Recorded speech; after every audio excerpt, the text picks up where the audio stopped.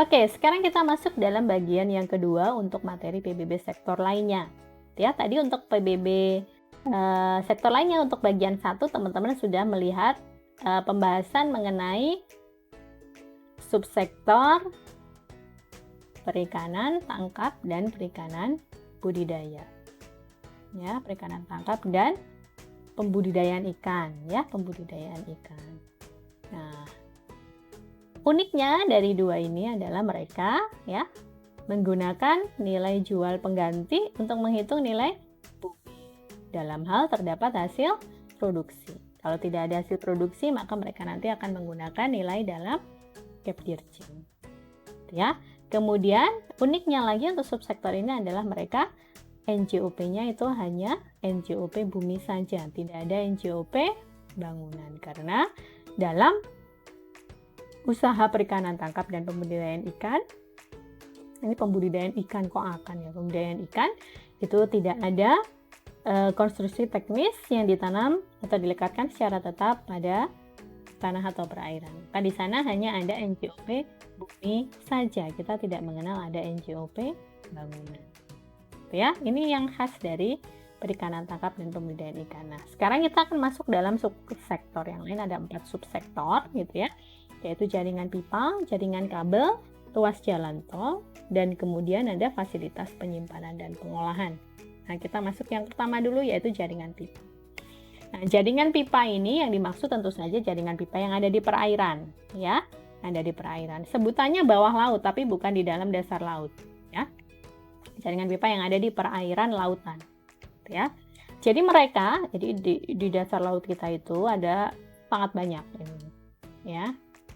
Lalu lintasnya sebenarnya cukup banyak, ya. Mungkin teman-teman yang ada di sini sih biasanya jaringan pipanya pipa gas, gitu ya, untuk menyalurkan gas dari satu tempat ke tempat yang lain, ya. Dia dibangun di dasar laut, karena kalau dibangunnya di daratan effortnya besar, dan kemudian daratan kita itu kan sudah luar biasa ya isinya di dalamnya itu. Jadi mungkin teman-teman pernah ngalamin tuh, hari ini penggalian kabel listrik, besoknya penggalian pipa PDAM, besoknya penggalian pipa gas. Jadi isinya dalamnya tuh padat, ya, udah padat merayap lah gitu ya, kayak jalan tol isinya banyak. Nah, kemudian ini lewat laut ini salah satu alternatif gitu ya, lebih pendek gitu ya, mungkin jalur yang bisa ditempuh ya, jadi bisa menghemat biaya gitu ya, dan kemudian mungkin dianggap relatif lebih aman gitu ya, meskipun tidak 100% aman, makanya tetap harus ada perlindungan khusus gitu ya untuk pipa-pipa yang ditanam di bawah laut itu ya. Nah, pipa ini tentu saja ketika ditanam dia kan harus menempel ya teman-teman ya, dan membangun instalasi di bawah laut ini juga harus ada izinnya. Izinnya di Kementerian Perhubungan ya, Ditjen Hubungan Laut. Itu ada perizinan khusus. Untuk apa? Biar nggak rebutan. Ini wilayahnya di sini. Sudah ada yang menggunakan PT Anu misalnya. Kalau ada PT lain mau masang sini nggak bisa. Ini udah ada haknya dan udah tercatat di situ. Ya, udah ada menggunakan koordinat gitu ya, di wilayah mana-mana kita berhak untuk membangun, dan itu harus izin, nggak bisa mumpung kosong gitu ya kita isi, ya nggak boleh gitu ya, harus tetap izin, karena semuanya itu adalah dimiliki oleh negara. Kita ini posisinya adalah meminta izin, ketika sudah mendapatkan izin maka kita baru bisa pakai ya. Jadi ada pipa ini, jaringan pipa, pipeline ya, di dasar laut. Nah, ini penempelkannya perlu ada, kayak ini sih nyebutnya anchor ya, jangkar. Jadi ditanam di pinggir-pinggir kayak gini. Nah, ada yang membuat dia bertahan ada di sini. Kalau nggak nanti gelundung-gelundung kemana-mana ya, malah jadi tidak bisa dipakai. Manfaatnya jadi nggak ada kalau dia lari-lari kemana-mana. Jadi dia pasti di paku ya di dasar laut, menggunakan seperti ini atau seperti ini ya. Nah, karena dia dipaku, ditanam, ini melekat secara tetap pada perairan di bawah ya. Ya, ini mau disebut tanah, mau disebut perairan, monggo lah gitu, tapi ini masih permukaan dulu ya. Kalau saya sih lebih cenderung ini perairan ya, dia melekat di sini. Nah, karena dia melekat, maka kita lihat ini akan memenuhi definisi bangunan, karena nggak kemana-mana dia ya. Pipa ini adalah bangunan karena dia dilekatkan secara tetap pada tanah dan atau perairan. Nah, kemudian memasangnya sendiri di perairan ya, itu nanti juga berarti akan ada bumi ya di wilayah tadi ya yang dia dapat izin untuk memasang ya, dan kemudian nanti juga ada bangunan berupa pipa itu sendiri yang ditanam melekat di tanah dan atau perairan, di perairan ini. Oke, nah, jadi jaringan pipa ini nanti dia ada buminya dan ada bangunan ya. Nah, ada bumi, ada bangunan karena modelnya yang seperti ini ditanam secara tetap. Nah, untuk permukaan bumi perairan tadi kan ada isinya ya, ada isinya. Nah, yang akan menjadi objek adalah yang dipakai, yang dimanfaatkan, dikuasai, yaitu apa? Ya, yaitu luasnya adalah panjang sebesar panjang dikalikan 2 kali diameter. Panjang dari pipa ini ya, pipa ini dipasang berapa kilometer misalnya ya, ada berapa, jadi panjangnya dikalikan lebar ya, lebarnya adalah 2 kali diameter. Jadi ini ada diameter, kita menggunakan 2 kalinya. Kenapa? Karena ada spare di sini sama di sini. Nah, ini kan adalah wilayah yang dipakai ya, yang sudah digunakan untuk pengamanan biasanya juga ya. Maka luas buminya adalah panjang pipanya dikalikan dengan 2 kali diameter pipanya ya. Itu yang akan menjadi luas bumi. NJOP bumi perairannya menggunakan dalam Cap Dirjen yaitu 11458 ya. Yang ini nanti ketika dalam penghitungan karena harus dibulatkan, maka angka ini juga ikut dibulatkan ya, 11450 ketika dalam penghitungan. Tapi di Cap Dirjen kita sesuai angka yang di Cap Dirjen. Kalau kita ditanya menghitung NJOP, berapa NJOP bumi per meter persegi untuk perairan jaringan pipa, ya menggunakan angka di Cap Dirjen 11458. Tapi ketika menghitung, perhitungannya kita menggunakan ketentuan dibulatkan rupiah penuh ke bawah ya. Nah, jadi Anda sudah tahu ini ada permukaan bumi perairan, Anda sudah tahu NJOP-nya berapa per meter persegi, Anda juga tahu luas buminya berapa ya. Nah, sekarang untuk bangunannya. Bangunan itu adalah bangunan pipa ini, pipanya sendiri ya, bangunan pipanya sendiri. Ada NJOP bangunan. NJOP bangunannya ya diperoleh dari perkalian NJOP per meter persegi dengan luas bangunan. NJOP per meter persegi itu kan kita tahu dihitung dengan pendekatan biaya. Ya, pendekatan biaya itu kan bisa ada 2 gitu ya, untuk bangunan kelompok 1 dan bangunan kelompok 2 atau bangunan khusus atau bangunan umum. Untuk bangunan umum akan menggunakan teknik meter persegi. Kemudian untuk bangunan khusus menggunakan survei kuantitas. Tapi keduanya menggunakan pendekatan perolehan baru atau pembangunan baru. Gitu ya. Untuk jaringan pipa kita menggunakan pendekatan biaya perolehan baru. Jadi berapa besarnya biaya ini kalau misalnya kita membangun sesuatu yang sama persis dengan ini. Gitu ya. Harganya berapa. Dan kemudian jangan lupa teman-teman, biaya perolehan baru ini juga perlu dikurangi dengan penyusutan ya, karena semakin lama digunakan maka manfaatnya menurun ya, maka juga akan dikurangi dengan penyusutan kalau diketahui ada penyusutan di soal. Kalau tidak ada ya maka kita menggunakan data yang diberikan di soal gitu ya. Jadi NJOP bangunan ini menggunakan pendekatan biaya dihitung dari biaya perolehan baru dikurangi dengan penyusutan.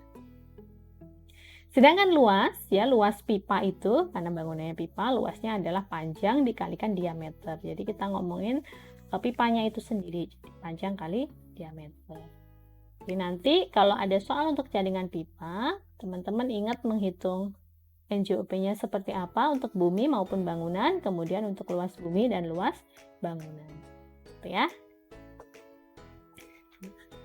Berikutnya untuk kabel. Kabel ini mirip-mirip sama pipa gitu ya. Cuman kalau pipa itu peruntukannya untuk mengalirkan gas, kalau kabel ini biasanya untuk kabel telekomunikasi gitu ya. Jadi mungkin atau kabel listrik. Mungkin ada yang di Indonesia Timur pernah kejadian dulu di Papua itu listrik mati beberapa hari.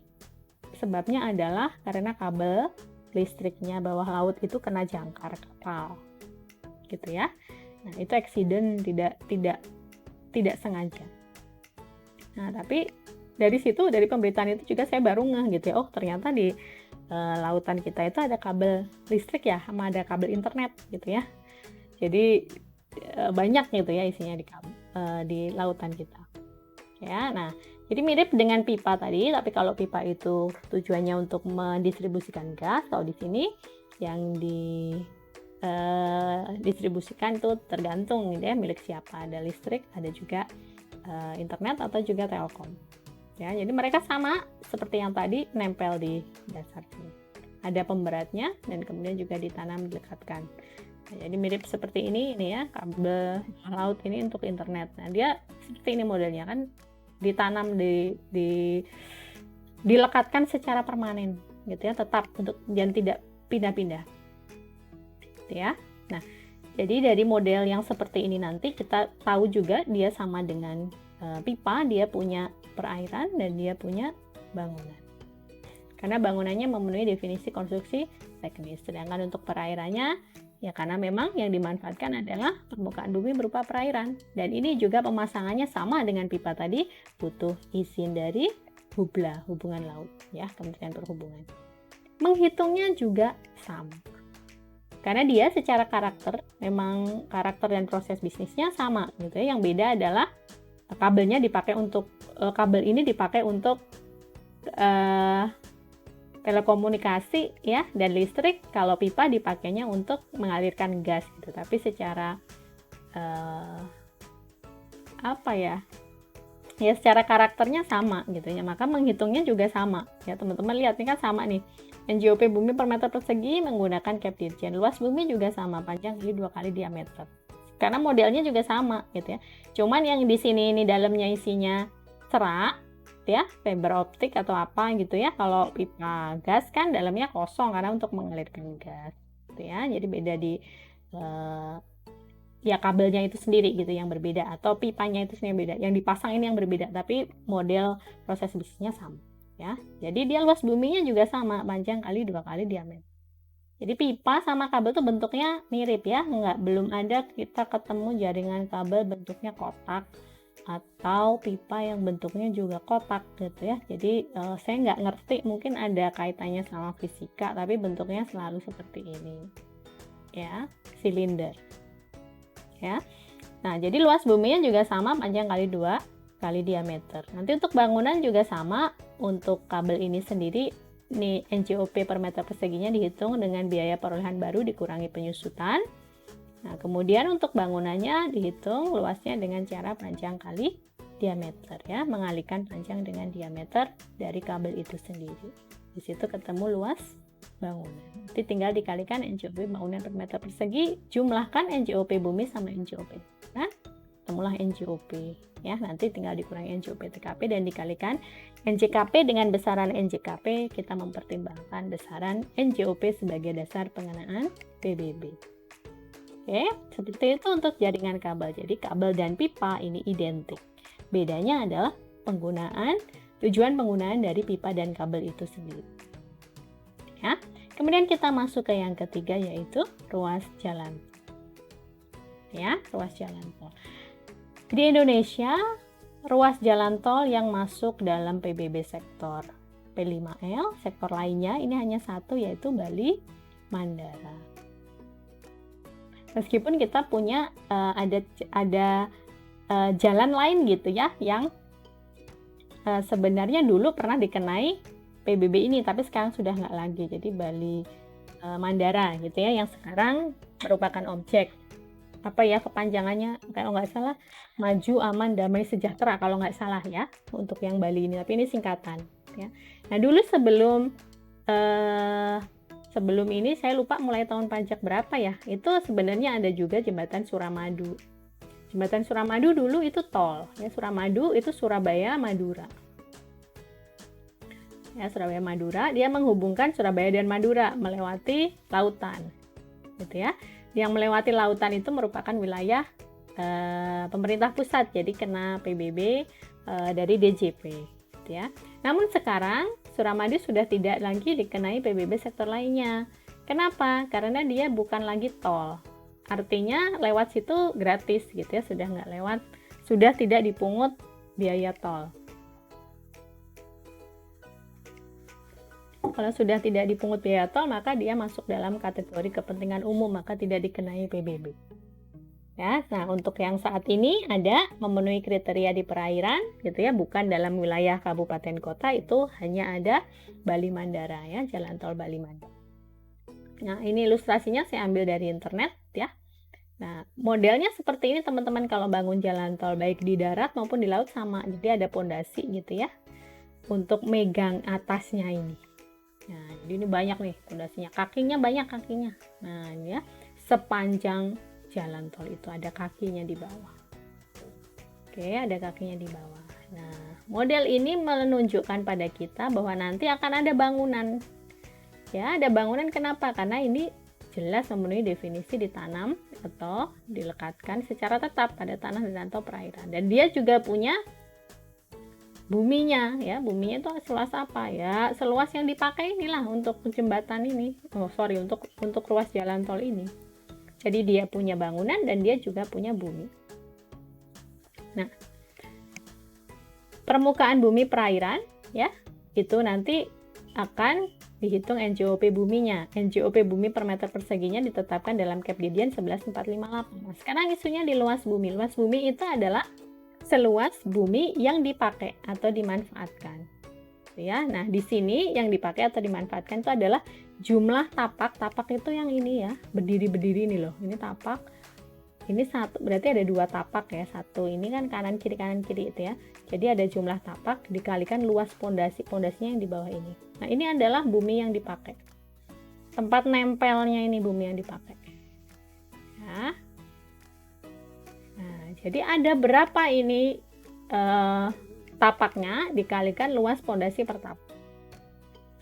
Ya, itu adalah luas bumi yang dipakai. Luas bumi yang dipakai oleh si Bali Mandara.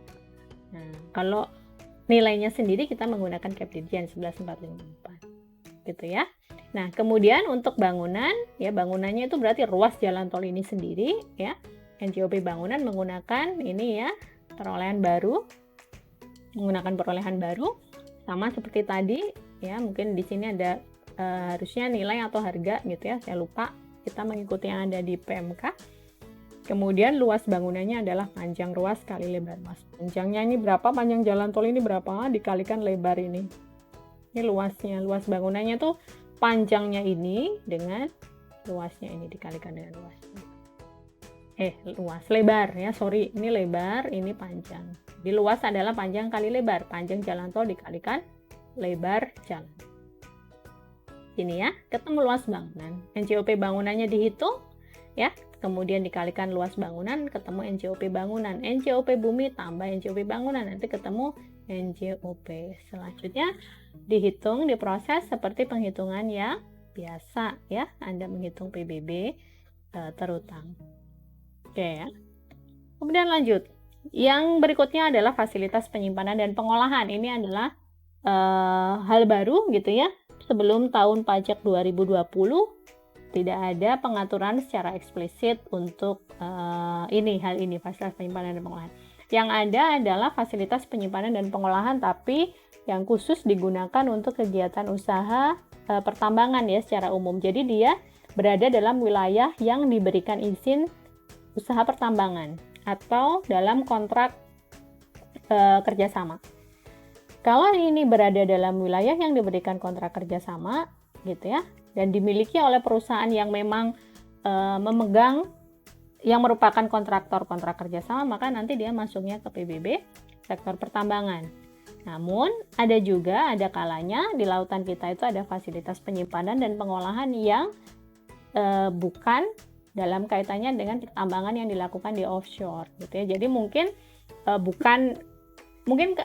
fasilitasnya ada di situ, tapi sebenarnya wilayahnya bukan di situ, gitu ya. Wilayah tambangnya nggak sampai di situ. Jadi nanti akan ada pembedaan, gitu ya. Ada yang masuk dalam PBB pertambangan, ada juga yang masuk dalam PBB sektor lainnya. Ini tergantung kegiatan usahanya apakah perusahaan itu memang memiliki perjanjian kerjasama atau kontrak kerjasama dengan pemerintah untuk tambang atau tidak. Kalau tidak, maka dia larinya ke sektor lainnya ini.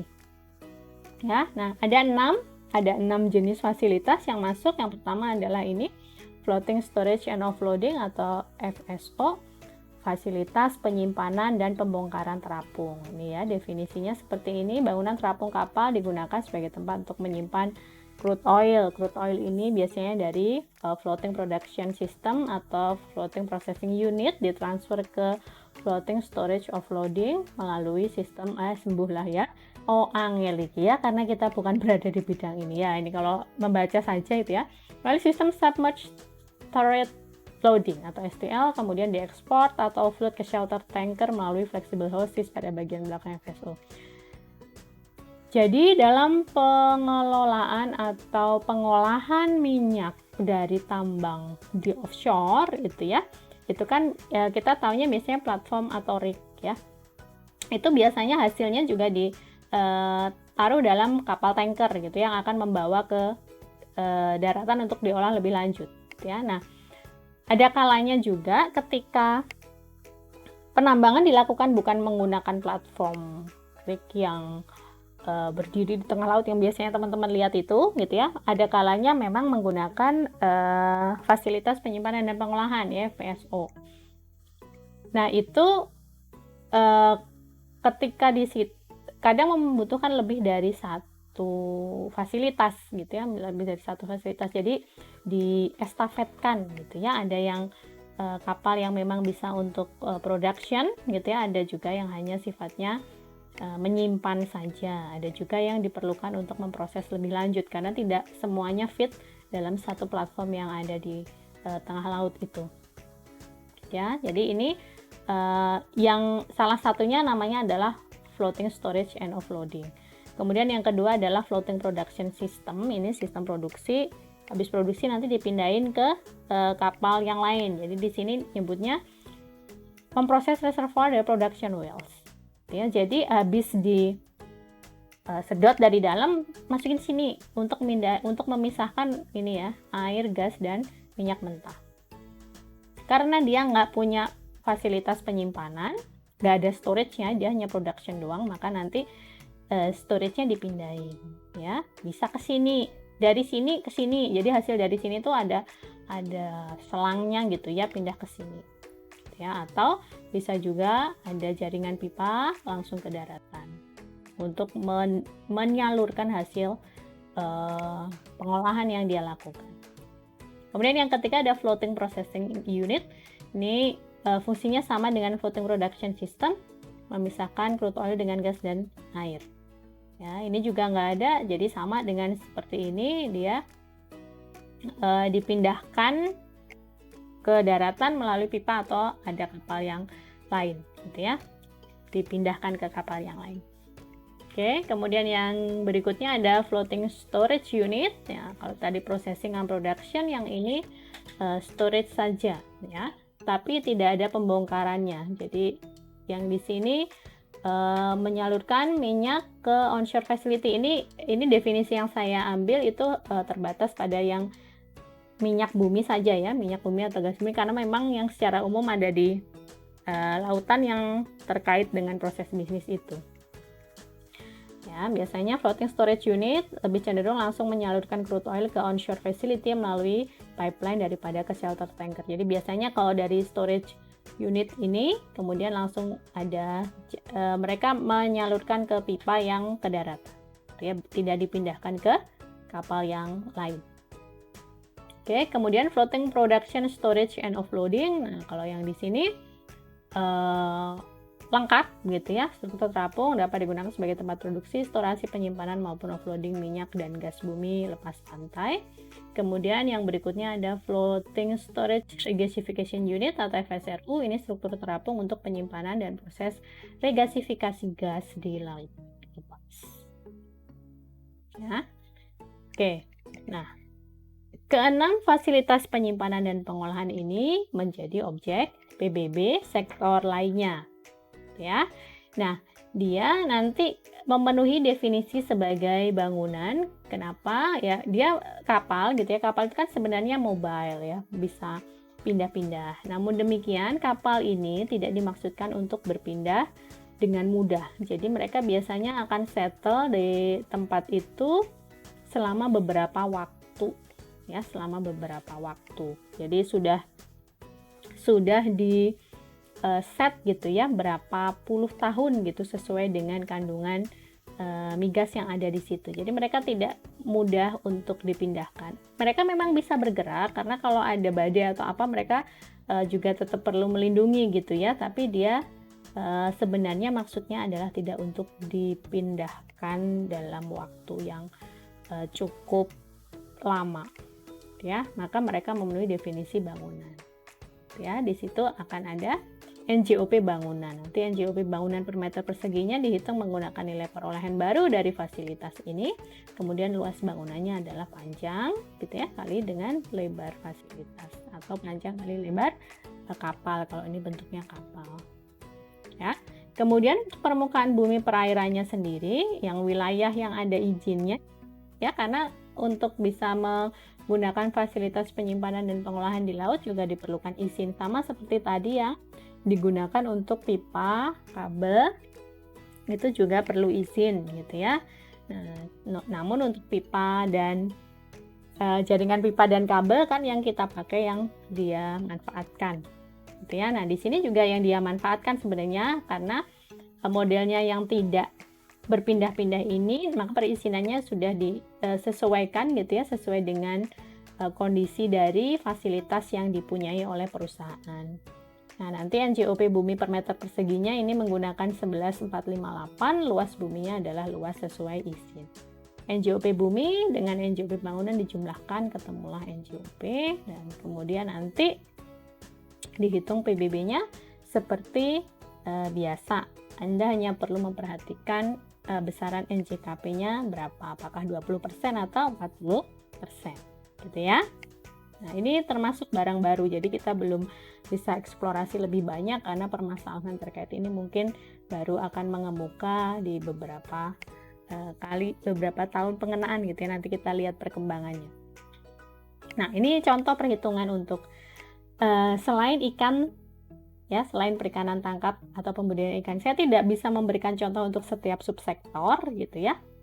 Jadi untuk yang sekarang ini soalnya latihannya adalah untuk yang jaringan pipa, ya. Nah, ini contohnya, ini soal yang ada di modul ya teman-teman ya. PT KKS memiliki jaringan pipa minyak bumi, ya, jaringan minyak bumi terbentang di bawah permukaan laut sepanjang 500 km.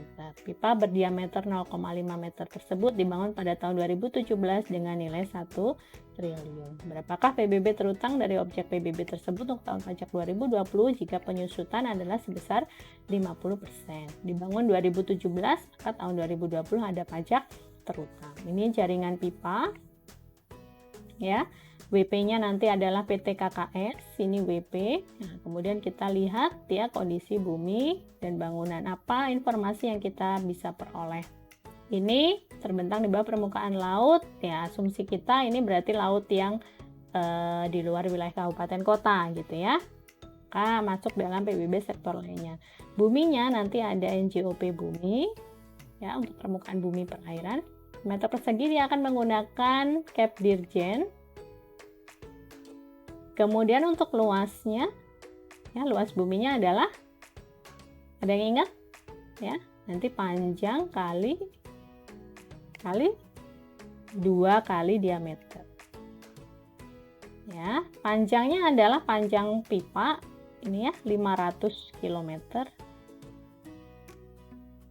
Ya, nanti ini dibuat dalam satuan meter karena luas bumi kita itu kan pakai meter persegi ya. Kemudian 2 kali diameternya 0,5 meter. Ya, jadi diameternya ada 1 meter. Nah, kemudian untuk bangunan ini ada NJOP bangunan per meter persegi. Ya. Ini dihitung, kemudian ada luas bangunan. Luas bangunannya nanti adalah menggunakan panjang kali lebar. Lebarnya adalah diameter. Panjangnya 500 km dikalikan 0,5 meter. Ya, ini dibuat dulu dalam satuan meter. Nah, kemudian NJOP-nya. NJOP-nya kita lihat gitu ya, dibangunnya dulu 1 triliun, dibangunnya 1 triliun. Maka 1 triliun itu adalah nilai perolehan baru, 1 triliun. Ya, 1 triliun.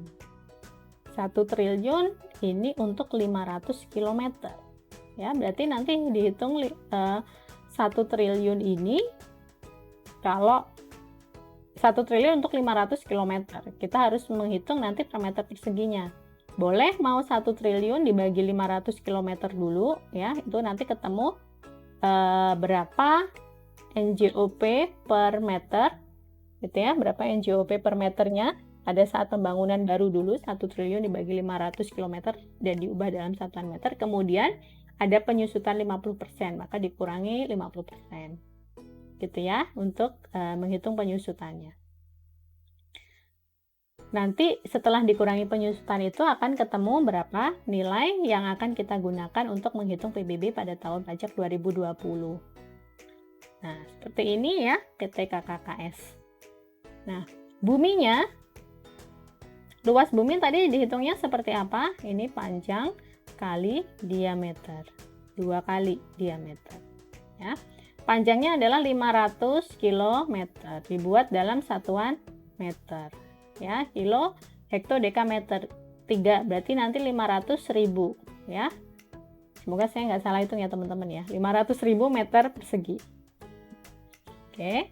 Di sini ya buminya 500.000 meter persegi. Kemudian NJOP-nya 11.450 karena dibulatkan rupiah penuh ke bawah. Ya. Nah, ini 500.000 itu panjang kan ya, kali diameter. Diameternya kan 0,5 kali 2 ya. Kali 2 kali diameter. Jadi 500.000 dikalikan 1. Jadi 500.000 buminya, NJOP-nya 11.450, ketemu NJOP buminya sebesar sekian. Kemudian bangunan ya, bangunan itu adalah panjang kali diameter. Panjangnya 500.000 kali 0,5 meter. Kan diameternya 0,5 meter, ketemu 250.000 meter persegi bangunannya. Ya, kemudian NJOP-nya ya. Jadi kan ada 1 triliun dibagi dengan 500.000 meter. Berapa itu ya? 1 triliun dibagi 500.000 meter. Sorry, bukan dibagi 500.000 meter. Bagi luas ya. 1 triliun dibagi 250.000. Ya, dibagi 250.000 meter persegi. Angkanya ketemu 4 juta. Ya, 4 juta per meter persegi. Ya. Nah, kemudian di tahun 2020 untuk pengenaan 2020 ada penyusutan 50%. Maka angka ini dikali 50%, dikurangi 50%-nya. Maka ketemu ya, nilainya menjadi 2 juta. Ya. Nah, 2 juta ini adalah NJOP per meter persegi. 2 juta dikalikan dengan luas 250.000 meter persegi. Ya, semua angkanya adalah 500 miliar. Ya, 500 miliar. Nanti dihitung ya, PBB-nya menjadi sebesar ini. Ya, 1.011.426, 1.011.426.000 rupiah. Silahkan mungkin kalau ada koreksi untuk perhitungan ini atau ada yang ingin didiskusikan gitu ya, kita bisa bertemu nanti diskusikan dalam di kelas gitu ya saat ini. Oke teman-teman, seperti itu untuk materi sektor lainnya ya. Dengan demikian berakhir juga seluruh materi untuk mata kuliah PBB sektor P5L yang teman-teman pelajari di semester 3 ini ya. Semoga nanti kedepannya ilmu ini akan menjadi ilmu yang bermanfaat gitu ya. Kalau ada kebaikan di dalamnya silahkan jangan sungkan-sungkan untuk menyampaikan kepada orang lain yang Anda rasa bisa bermanfaat gitu ya. Kemudian mohon disiapkan dengan baik gitu ya untuk ujian Anda ya, itu merupakan salah satu indikator capaian pembelajaran dalam mata kuliah ini ya. Saya mohon maaf apabila selama penyampaian mata kuliah ini ada hal yang berkenan gitu ya. Doa saya semoga teman-teman selalu diberikan kesehatan, kemudahan gitu ya, dan kelancaran dalam semua aktivitas, dan nanti akan datang banyak kebaikan gitu ya dalam hidup teman-teman dan keluarga. Oke ya, semoga bermanfaat. Terima kasih.